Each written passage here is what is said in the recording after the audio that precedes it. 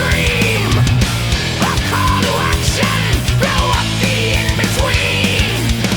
Defeat your engine, defeat the Wolverine. Onward, onward, onward. We've walked the long road 1,000 times. The Long Road, when I talked earlier about the record being more classic heavy metal, I think that this comes from where we come from.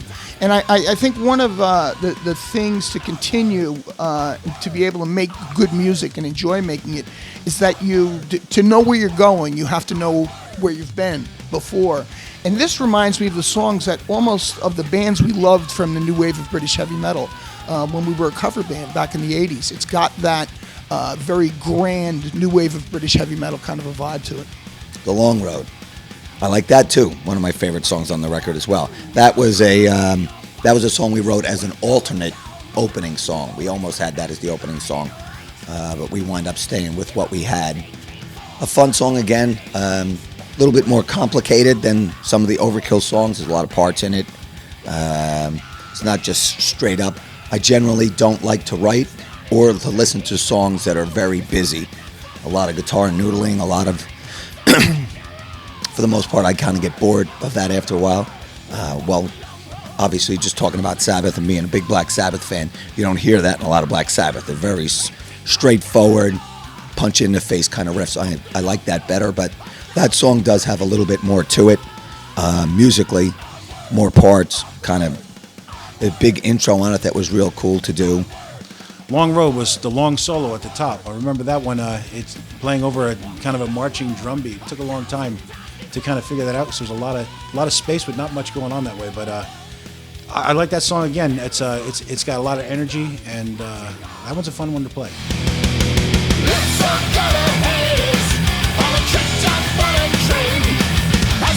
Let's All Go to Hades is probably shows more of the punk vibe that Overkill has. I think that we're a collection of different things: classic heavy metal, punk rock.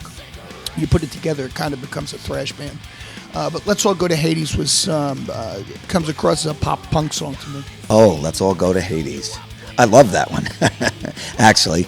That one is really, I think, shines because of the vocals. I think lyrically on that one, Blitz has just got a ton of cool shit in there. And it felt like kind of a Ramones song to me a little bit, even though it's a thrashy song, obviously. It had that kind of energy that was, it'll kind of, some people will love it, some people not so much because it's not brutal. It's not brutally heavy, and we're not the band that needs to be brutally heavy.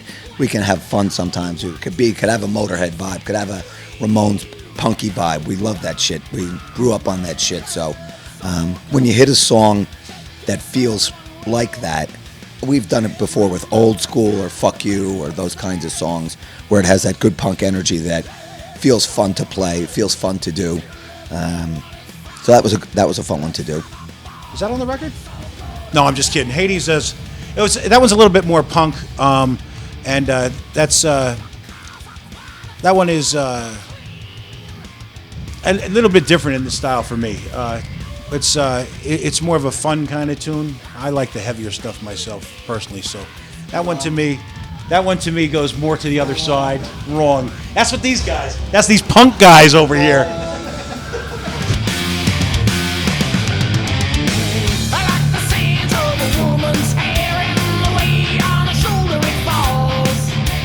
Come Heavy, cool song. Kind of back towards the spiritual void and that kind of stuff. Cool song.